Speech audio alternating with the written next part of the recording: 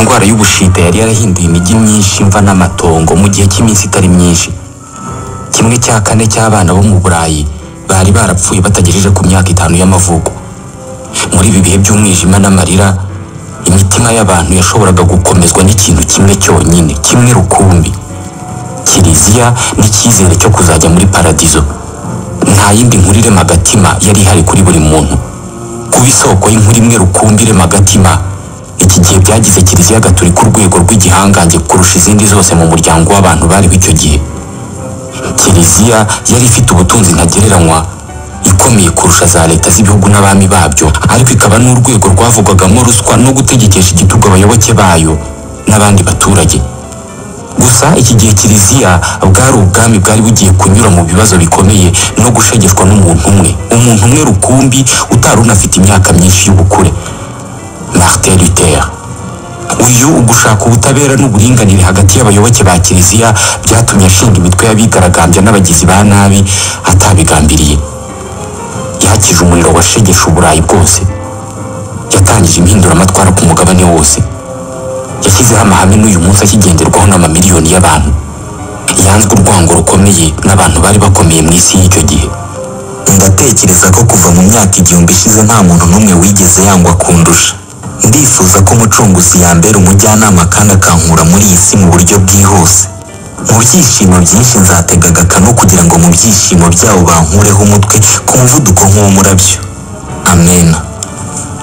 Ni rimwe mu masengesho agaragara mu nyandiko za Martin Luther, umugabo wahangaye ubudahangarwa bwa Kiliziya akaburwanya. Yakuriye mu muryango wifashije ahitwa Mansfeld, ni umujyi wo mu majyaruguru y'Ubudage. Muri uyu mujyi Kiliziya Gatolika yari byose ku bawutuye. Kiliziya niyo yari izingiro ry'umuryango Luther yakuriyemo. Za Kiliziya, chapelle n'amazu y'abihaye Imana byari nk'ikimenyetso cy'ubwami bwaturukaga mu burengerazuba bwa Irlande bukagera mu majyepfo y'Ubutaliyani. Ububasha bwinshi bwa Kiliziya bwari buherereye mu munezero n'ubuzima bw'iteka Kiliziya yasezeranyaga bemera. Uwubahirizaga amategeko ya Kiliziya kandi akubaha imigenzo yayo yabaga afite icyizere cyose cyo kutazakorwaho n'imibabaro y'isi kandi akazagera ku bugingo bw'iteka muri paradizo. Amateka ya Kiliziya iki gihe yakoraga ku buzima bwose bwa buri munsi bw'abaturage. Bwana Ewan Cameron akora mu ihuriro ry'ibigo byigisha iyobokamana muri New York muri Leta Zunze Ubumwe za Amerika. The church declared, Kiliziya niyo yemezaga ko umwana wavutse yemewe n'amategeko cyangwa se atemewe. Niyo yemezaga ko gushyingira nk'uko ariko kose kwemewe. Niyo yemezaga agaciro k'amasezerano menshi yakorwaga. Kiliziya n'amategeko yayo byari byarinjiye ahantu hose mu buzima bw'abantu, atari abemera gusa, ahubwo umuryango mugari wose. Nk'abandi bana benshi bo muri icyo gihe, Martin Luther yabonaga Kiliziya nk'ubuhungiro. Akiri umwana yagiye muri korali ya paruwasi. Kuri we Kiliziya yari isoko y'amahoro y'iteka. Ubuzima bwanjye bwo mu rugo bwari isoko y'ububabare n'agahinda. Ibi nibyo yanditse. Hans Luther wari umubyeyi wa Martin yari afite uruganda rushongesha cuivre. Yifuzaga ko umuhungu we yiga akazaba umunyamategeko. Gusa Martin we ntabwo yari yishimiye kuba mu rugo rwa se na nyina. Hari inyandiko ze zigaragaza ko se umubyara Hans Luther yari umubyeyi utagira korohera umwana we na gato. Umunsi umwe papa yarankubise cyane, ngeze ubwo mva mu rugo ndagenda. Nahise ntangira kumwanga cyane kugeza ubwo yaje kunshaka twongera kwiyunga. Kubera gutinya kutagera ku byo yari yarateganirijwe n'ababyeyi, yize amashuri meza yose yari muri ako gace. Ku myaka 18 y'amavuko yiyandikishije muri kaminuza ya Erfurt. Ugereranije na La Bourgade aho Luther yakuriye, Erfurt wari umujyi munini kandi ufite ibintu byinshi. Wari umujyi utanga ibyo umunyeshuri wa kaminuza ashobora kwifuza byose. Kuko muri icyo gihe amazi meza atabagaho muri uyu mujyi, inzoga na vino byarayasimbuye. Erfurt yari inafite inzu yayo y'abakobwa bigurisha yategekwaga n'abategetsi b'inzego z'ibanze zaho. Gusa uyu mujyi wari n'izingiro ry'ibikorwa by'ingenzi by'iyobokamana. Umujyi wari ucumbikiye Kiliziya 25 z'amaparuwase. Uyu mujyi bari barawuhimbye Roma ya Thuringe. Thuringe kari kamwe mu duce tugize Saxe. Bahitaga Roma kubera ibikorwa bya Kiliziya byari bihari ku bwinshi. aha niho Luther yageze akumva asa n'uriwe noneho. Yahakuye icyiciro cya kabiri cya kaminuza ndetse n'impamyabumenyi y'icyiciro cya gatatu muri filozofiya. Yari asigaje gutangira amasomo y'amategeko kugira ngo inzozi za se zihinduke impamo. Gusa hano icyifuzo cya se Mzee Hans Luther cyo kurera umuhanga mu by'amategeko cyari kigiye kuyoyoka. Mu mwaka w'1505 icyorezo cy'ubushita cyakubise hasi umujyi wa Erfurt. Icyorezo cyakwiriye ahantu hose hari abantu muri uyu mujyi gisiga urupfu n'ubwoba aho kinyuze hose. Ubushita mu myaka 100 bwishe hafi kimwe cya kabiri cy'abaturage b'u Burayi. Nubwo Martin Luther yarokotse iyi ndwara, yishe 3 mu nshuti ze. Urupfu rw'abantu bangana uko ku mugabane umwe rwatumye batekereza ko iki cyari igihe Imana yari yohereje ku isi nk'isomo ryo guha abayigomeye. Mu guhangana n'urupfu, gutinyishwa n'umujinya w'Imana, umusore muto Martin Luther yari arimo kunyura mu bihe bikomeye bya mbere mu buzima bwe. Yari afite imyaka 23 y'amavuko. Ijoro rimwe ari mu nzira atashye mu mujyi wa Erfurt nyuma y'iminsi mike yari amaze mu muryango we, mu mvura nyinshi y'umuzajoro yatunguwe n'imirabyo n'inkuba zari ku rwego rukomeye cyane. Nta muntu n'umwe uzi mu by'ukuri ikintu cyamubayeho muri iryo joro. Iri joro ry'imirabyo, inkuba, imvura n'umwijima ukabije, ibyamubayeho bitazwi n'umuntu uwo ari we wese nibyo byamuhinduye Martin Luther twumvise. Nari ngoswe n'ubwoba butagira ingano, ntewe ikiniga n'urupfu rwangeraga amajanja. Muri njye nahise numva ko ubuzima bwanjye bwose ngomba kubuharira Imana. Inshuti ze zari zarakuwe ku isi n'indwara y'ubushita, nawe ubwe urupfu rudasobanutse rwasaga n'urumwegereye. Luther yahise akorana igihango n'Imana, arahira ko agiye kwiha Imana. Iki nicyo gihe yafatiye ubuzima bwe mu biganza. Nibwo yafashe icyemezo cyo kudakora ibyo se yashakaga ko akora. Ise umubyara akimara kumenya ko umuhungu we atazaba umunyamategeko, yabaye nk'umusazi. Yakoze ibyo nta muntu n'umwe watekerezaga ko yakora. Ntabwo yumvaga uburyo umwana wahawe ibyo yari akeneye byose mu buzima yatinyuka gucukubira n'icyifuzo cy'umubyeyi we. Iki gihe abihaye Imana mu Burayi babagaho mu buzima butandukanye n'ubw'abandi bose. Nk'uko nawe ubyuka ujya mu kazi, akazi k'abihaye Imana icyo gihe kari ugusenga, umutuzo no kwitekerezaho ndetse no gushaka agakiza. Ku munsi umwe abihaye Imana nk'abapadiri ndetse n'abandi bagombaga kujya muri chapelle inshuro 7 bagasenga, bakaririmba, bagasoma misa. Bari bategetswe kubyuka mu gicuku. Hanze y'ibikorwa bya kiliziya, ubuzima bwabo bwari bufite amategeko akomeye. Muri imwe mu miryango yabo, abapadiri n'abandi bihaye Imana babaga bemerewe kuvuga ahantu hamwe kandi mu gihe cya nyacyo. Bakoraga byose ngo babeho ubuzima butaryoshye kandi butoroshye na gato, ubuzima buri wese atakwifuza kubamo. Why wear these clothes? Kubera iki bambaraga imyambaro idashimishije kandi itabaho umutuzo? Kubera iki basengaga kandi bagasoma misa inshuro zingana uko kose? Kubera iki baryaga ibyo kurya bibishye? Kubera ko kuri abo bapadiri agakiza kagera ku muntu binyuze mu kwitandukanya n'iby'isi yita ko ari byiza kandi byoroshye ubuzima. Luther yari amaze kubona ko kugira ngo abone agakiza agomba kwitandukanya n'isi, kandi ibyo akabigeraho ari uko yinjiye mu muryango umutandukanya n'isi. In a community which cut him off from it.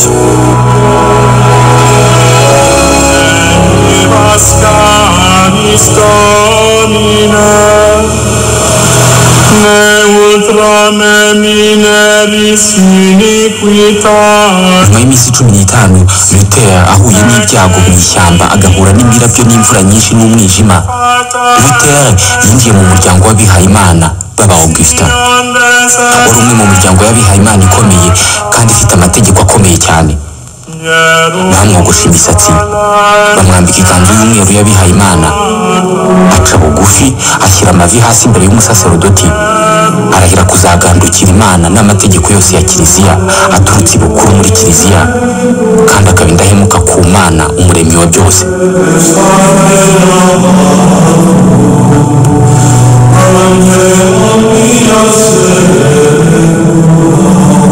Umuryango Luther yarahisemo kuba mu buzima bwose ntabwo bwari ubuturo bwa Roho Mutagatifu gusa, ahubwo rwari n'urwego rukomeye cyane mu birebana n'ubutunzi n'ubutegetsi. Abapadiri babaga ari n'abacungamari b'ibigo bikora amarangi byinjiza amafaranga menshi. abihaye Imana banakoraga inzoga zari zikunzwe cyane. Za paruwase kandi zabaga zifite ubutaka mu turere twose, ubukode bwabwo bukinjiza amafaranga atari make. Iyi mitungo yose yabaga yanditse mu bucungamari bwa kiliziya. L'église ne demandait pas aux fidèles. Kiliziya ntabwo yasabaga abayoboke bayo kuyitera inkunga, yarabibategekaga. Ryari itegeko. Yakuraga icya 10 ku mitungo y'abaturage. Uyu ntabwo ari umusanzu w'ubushake, ahubwo ari umusoro w'itegeko. Iyo wangaga kwishyura bakujyanaga mu nkiko ukishyura ku nabi. Gusa muri rusange abantu baribwirizaga bakishyura, kuko bari barasubiremo kenshi kuva bakiri abana ko kiliziya yari ibereyeho gucunga umutekano wabo, kandi ko kiliziya idahari nabo kubaho kwabo kwaba kutakiriho.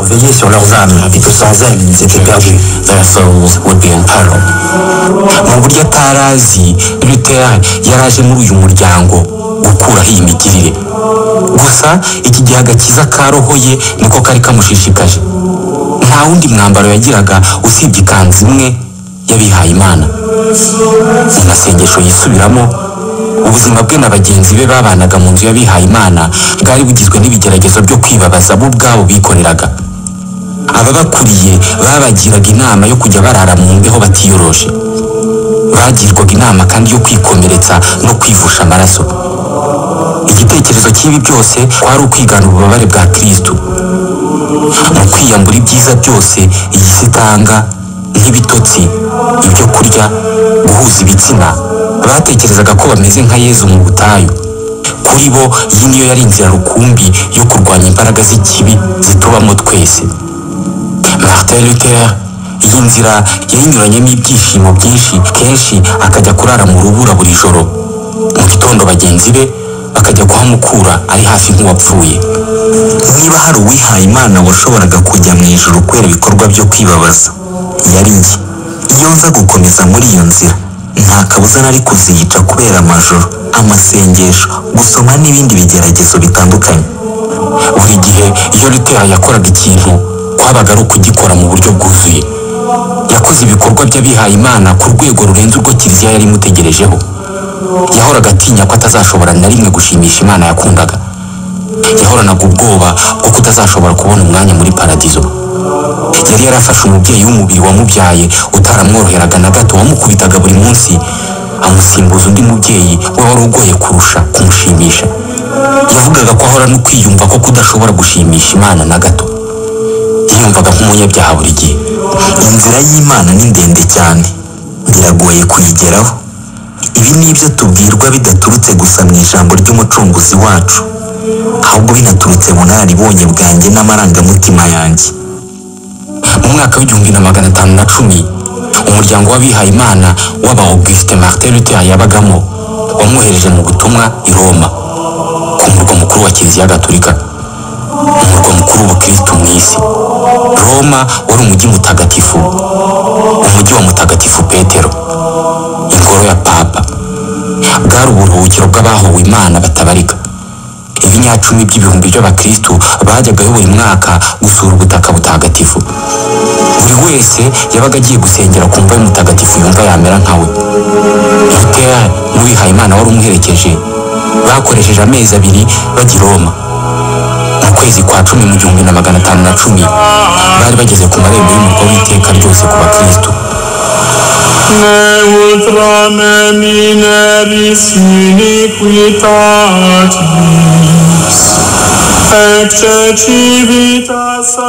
Barapfukama, bakora ikimenyetso cy'umusaraba, binjira mu mujyi. Luther yageze i Roma mu gihe cy'impinduka zikomeye mu ngeri nyinshi z'ubuzima. Umunyabugeni w'umushushanyi Michel-Ange nibwo yarimo gushushanya ibishushanyo by'amarangi yitwa Chapelle Sixtine. Raphael nibwo yari arimo gushushanya imitako yose iri mu ngoro ya Papa. Ku musaserodoti muto uku kwari ukubonekerwa. Yari avuye mu majyaruguru y'Uburayi. Mu buzima bwe bwose yari yarakandagiye mu mijyi 3 yonyine. Noneho kugera mu mujyi w'umushumba wa Kiliziya, mu mutima wa Kiliziya, abona ibishushanyo by'intumwa, Bikira Mariya na Yezu, abona abakardinali banyuranyuranamo, cyari gitangaza. Inyuma y'amashapeli na za Kiliziya agaragaza ubutagatifu, Luther ntabwo yatinze kuvumbura ko kiliziya y'icyo gihe cyari ikigo mpuzamahanga cyo kwishimisha no gukorera amafaranga mu bucuruzi. Ntabwo yatinze kubona ko Roma wari umujyi w'amafaranga kurusha uko ari umujyi w'iyobokamana. Ubuyobozi bwa kiliziya icyo gihe bwari urwego rusa n'ururajwe ishinga no kwegeranya ubutunzi. Ku ruhande rumwe kiliziya yigisha abakristo ko amafaranga ari isoko y'ibibi byose biba kuri iyi si. Ku rundi ruhande kiliziya n'urwego rupima amamiliyoni y'amafaranga yavaga mu bayoboke. Amafaranga yavaga mu mpano z'abakristo kugeza ku kiguzi cy'ibyangombwa byo gushyingiranwa. Papa yari afite byose abami n'ibikomangoma b'icyo gihe bashoboraga kwifuza. Iki gihe umuyobozi wa kiliziya gatolika yari Jules wa kabiri. Inshuro nyinshi ntabwo yabaga ahari. Yari yarahisemo gukora ingendo mu Burayi bwose ayoboye ingabo ze. Urukundo rw'ibintu kurusha Imana rwasaga n'uruganje Roma rwababaje cyane Martin Luther. Yavuze ko umunsi umwe ubwo bari mu misa muri imwe muri chapelle zo mu murwa mukuru w'ubutagatifu Roma, yumvise umwe mu bapadiri bari begeranye avuga ati nibagire vuba basoza iyi misa. Yavuze kandi ko yigeze kumva undi mupadiri ubwo bari bamanitse Eucharistia barimo guhazwa. Yumva umupadiri avuze yiyongorera ati uyu ni umugati kandi uzahora ari umugati. Pain tu es et pain tu resteras. Yavuze ko yatengushywe cyane na Roma. Roma yamwigishije ibyo yari azi byose ku kwemera na kiliziya, akajya azi ko agiye ku isoko y'ubwo bumenyi, ariko yagerayo agasanga nta muntu n'umwe mu bari i Roma mu bamwigishije ibyo byose uvuga urwo rurimi. Luther yanavumbuye ko kiliziya itazuyazaga gukura amafaranga mu bikorwa by'abakristo byo gusura imva z'abatagatifu. Iki gihe umuntu wabaga afite amafaranga runaka yarishyuraga maze akinjira mu mva zabaga zubatse mu buvumo bwiswe ubwa San Calisto. Aha niho hari ibisigazwa by'imibiri y'abahowe Imana barenga 46,000. Uwishyuraga aya mafaranga yabaga atanze ibyitwa indulgence, kandi gusura iyi mibiri ngo byagabanyirizaga umukristo igihe azamara muri purgatoire. Ku bakristo ba kera, purgatoire ni ahantu roho z'abakoze neza bakiri muri iyi si zogerezwaga zigakurwaho ibyaha bike bakoze mbere yo kujya mu buzima bwiza bw'iteka ryose. Abakristo rero bishimiraga cyane kumva ko bashobora kuzagabanyirizwa igihe cyo kumara muri purgatoire kuko cyashoboraga kumara ibihumbi by'imyaka. Uko bishimiraga kubona aya mahirwe, kiliziya yo yabaga irimo kwishyushya ibiganza yakira amafaranga.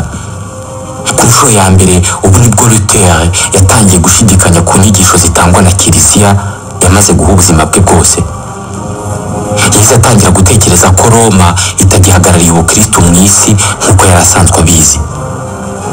Luther yahise ava i Roma atengushywe cyane kandi umutima we wuzuye ugushidikanya. Abamwigishije bakamuhindura uwo yari we, yari amaze kubona ko ibyo bamwigishije nabo ubwabo batabyizera. Uyu musore muto yahise ahungira mu kwicuza. Roho ye ayambika ubusa kugeza ku nshuro enye buri munsi, rimwe na rimwe mu masaha 6 akurikiranye. Igihe cye cyose yakimaraga muri penitensiya. Ni ibisanzwe ku bihaye Imana guhora bicuza kuko bigishwa ko ikosa umuntu yemeye aribabarirwa. Faute avouée, faute pardonnée. Gusa we buri gihe iyo yavaga kwicuza hari ikintu cyamubwiraga ko kwicuza kwe kutemewe, kudahagije, agasubirayo. Nubwo nabagaho ubuzima bw'uwihaye Imana w'indakemwa, ariko buri gihe numvaga ko ndi umunyabyaha. Nahoranaga umutima w'icyaha. Ntabwo nashoboraga kwizera ko ingufu nakoreshaga zanyuraga Imana. Mu by'ukuri iyo Mana narayangaga. Nahoraga nifitiye umujinya n'umutima ntamuhagaze. Mu 1511 yoherejwe kuba mu nzu y'abihaye Imana ahitwa Wittenberg. Aha Martin Luther yahamenyaniye na Johann von Staupitz. Von Staupitz yari umunyamuryango w'abihaye Imana b'aba Augustin. Ahita Luther akazi ko kwigisha Bibiliya muri kaminuza ya Wittenberg. Kubera gusoma ibindi bitabo bitari inyandiko za kiliziya zanditse mu kilatini gusa, Luther yatangiye gushidikanya ku masomo yose yahawe na kiliziya. Yatangiye kumva ko umuntu adakeneye idini rigendera ku mategeko ryashyiriweho n'abantu, ko umuntu adakeneye umusaserodoti nk'umuhuza we n'Imana. Icyangombwa si isano iba hagati y'umuntu n'idini rye, ahubwo ni isano iba hagati y'umuntu n'Imana. Iki nicyo gifite agaciro, nibyo yavumbuye. Impinduka zikomeye zari zimaze kuba mu buzima bwa Luther. Yari amaze kubona ko agakiza katabonekera mu gukurikiza amategeko y'idini inyuguti ku nyuguti. Yari amaze kubona ko ikibazo cy'agakiza kireba umuntu n'Imana bonyine. Numvaga ameze nk'umuntu uvutse bundi bushya. niyumvaga nk'umuntu umaze kwinjira muri paradizo anyuze mu muryango mugari. icyo atari azi ni uko yari agiye gutangiza impinduramatwara izateza umwiryane n'urugomo mu Burayi bwose. Imyaka 7 yari ishize avuye i Roma. Papa Jules wa kabiri yari yarapfuye, yarasimbuwe na Leon wa 10. Yanditse ko Leon X yari papa utaragira kwifata mu birebana no kwishimisha. Yahoraga ategura ibirori. Imyaka 2 ya mbere ayobora kiliziya, Papa Leon X yayimaze mu munezero w'iminsi mikuru. Isanduku y'amafaranga i Roma yatangiye gukama. Leon X yisanze nta yandi mahitamo asigaranye usibye guhagarika imirimo yari yaratangije yo kwagura bazilika yitiriwe Mutagatifu Petero. Iyi bazilika yubakwa yari yo chantier nini yari ibayeho mu Burayi bwose. Abubatsi n'abakora imbata z'amazu ndetse n'abanyabugeni bose bo mu Butaliyani bayikozeho nta n'umwe uvuyemo. Kubura amafaranga ntabwo byari ikibazo gikomeye kuri Papa Leon X. Mu kongera kuzuza isanduku z'i Roma, yari afite umugambi ufatika uzabyara amafaranga utanyeganyezwa na gato. Kugurisha ibyitwa indulgence. Bwari uburyo bwo kugurisha mu bakristu amatike yo kwinjira mu ijuru. Indulgence kari agapapuro waguraga amafaranga runaka bitewe n'amikoro ufite. Aka gapapuro kabaga gafite agaciro k'imbabazi z'ibyaha ku wabaga gafite. Izi indulgence zazanywe na Leon X zari zishishikaje cyane kuko umuntu yashoboraga kuyigura ariko akaba yanayigurira abantu be bapfuye. Sogokuru wawe wapfanye ibyaha ukaba wamugurira imbabazi, ako kanya ukabumwinjije mu ijuru, agakiza ku giciro gito. Abaturage baguze izi mpapuro nk'abagura amasuka. Leon X yarakomeje cyane kuko iki gihe yahise akazi umudage witwaga Johann Stenzel. Uyu yari ashinzwe kugurisha izi indulgence. Stenzel yari umuhanga mu kwamamaza. Bavuga ko ari we wavumbuye ibyo kwamamaza. Niwe wazanye imvugo ngo ijwi ry'igiceri rivugiye mu isanduku ya kiliziya, roho ihita izamuka mu ijuru. Kuri Luther iyi yari inkuru mbi cyane kuko hari abakristo bari basigaye baza kumureba bakamubwira ko badakeneye kwicuza ibyaha kuko bafite impapuro bishyuye amafaranga zibavaniraho ibyaha. Ibi byamuteraga uburakari bukomeye. Uburakari yari afitiye kiliziya n'abayiyoboraga. Aha niho yafatiye icyemezo cyo guhaguruka akarwanya ku mugaragaro kiliziya yari yararahiye kuzakorera ubuzima bwe bwose. Mu ijoro ryo ku itariki ya 31 z'ukwa 10 mu 1517, Martin Luther yanditse urutonde runini rw'ibyo yanengaga kiliziya. Ingingo 95 zamaganaga imyitwarire y'umushumba wa kiliziya no kugurisha indulgence. Uru rutonde rurerure yarumanitse ku muryango wa kiliziya ya Wittenberg. Rwari urutonde rukubita hasi menshi mu mahame n'imigenzo ya kiliziya, imigenzo kiliziya yubatse mu binyejana by'imyaka. Umugisha w'Imana ugenewe bose adakeneye imfunguzo za papa. Kugurisha indulgence ni ukuriganya abaturage. Papa akize kurusha Cresus nagurishe bazilika yitiriwe Mutagatifu Petero, maze amafaranga avuyemo ayasaranganya abakene. Yaratangije ku mugaragaro intambara n'urwego rw'igihangange mu isi y'icyo gihe. Izi ngingo 95 zarwanyaga mu buryo butaziguye ububasha bwa papa. Yaratangije ku mugaragaro umuvuma cyangwa se umuryango wo kwamagana kiliziya gatolika icyo gihe. Luther yandika urutonde rw'izi ngingo ntabwo yari abizi, ariko yari agiye kuba umwanditsi wa mbere ugurishije ibitabo byinshi cyangwa se inyandiko nyinshi mu mateka. Niwe mwanditsi wabimburiye abandi mu kugira abantu benshi basoma inyandiko ze kandi bagura ibitabo bye, bestseller.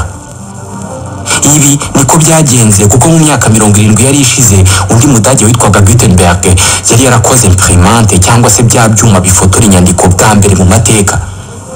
Kubera ubu buvumbuzi, inyandiko za Luther zahise zikwira hose mu Budage.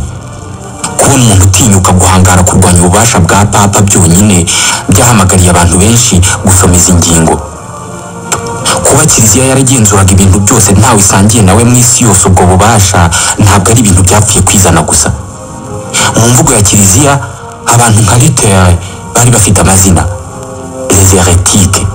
Herezi cyangwa se icyaha cyo kwigumura kuri kiliziya cyahanishwaga igihano cy'urupfu. Ahandi bwo hari hatangiye cyari kigiye kuba amakimbirane y'ibihe byose muri kiliziya. Amakimbirane yashyamiranyije urwego rukomeye mu myemerere ku isi n'umusore muto wihaye Imana.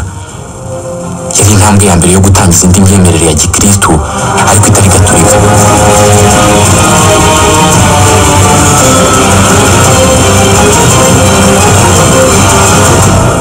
mu mwaka w'1517 ku munsi wabanjirije w'abatagatifu bose, umusore wihaye Imana witwa Martin Luther yamanitse ku muryango wa kiliziya ya Wittenberg mu majyaruguru y'Ubudage inyandiko zamagana ububasha bw'umushumba wa kiliziya. Ni ingingo 95. Ingingo 95 zinenga imigirire n'ububasha bwose bwa kiliziya y'igihangange mu isi, by'umwihariko zinenga ubuyobozi bwayo. Ibi nibyo Luther yaratumye tuzajya dusoma mu nyandiko zivuga ku baprotestani mu mateka y'ubuzima bwose tuzamara kuri iyi si. Luther ntabwo yari azi ko iki kimenyetso yari akoze cyari kigiye gutangiza umuhengeri mu Burayi. Umujinya n'ibisa n'intambara byari bigiye kwitura ku Burayi bwose. Imyivumbagatanyo yari igiye guhindura burundu isura y'isi y'uburengerazuba. Luther ntabwo yari abizi, ariko yari akoze igikorwa kizagira abakristo bamwe abaprotestani, abandi bakaba abagatulika. Ntabwo yari azi ko ahaye uruhande rumwe uburenganzira bwo gushaka no kubyara kubihaye Imana, abandi bakabaho ubuzima bwose bonyine bariyeguriye Imana. Ntabwo yari azi ko atangije ku mugaragaro idini rya gikristo ry'abaprotestani n'andi matorero y'ivugabutumwa arishamikiyeho. Mu gice gikurikiyeho mu cyumweru gitaha tuzaganira ku yindi nzira byanyuzemo ngo ibyarimo bihinduka amakimbirane, imyigaragambyo, imyiryane n'ubwicanyi bizavamo ikindi gice cy'ubukristo bwa giprotestani. Nitwa Ismael Mwanafunzi, n'abashimiye.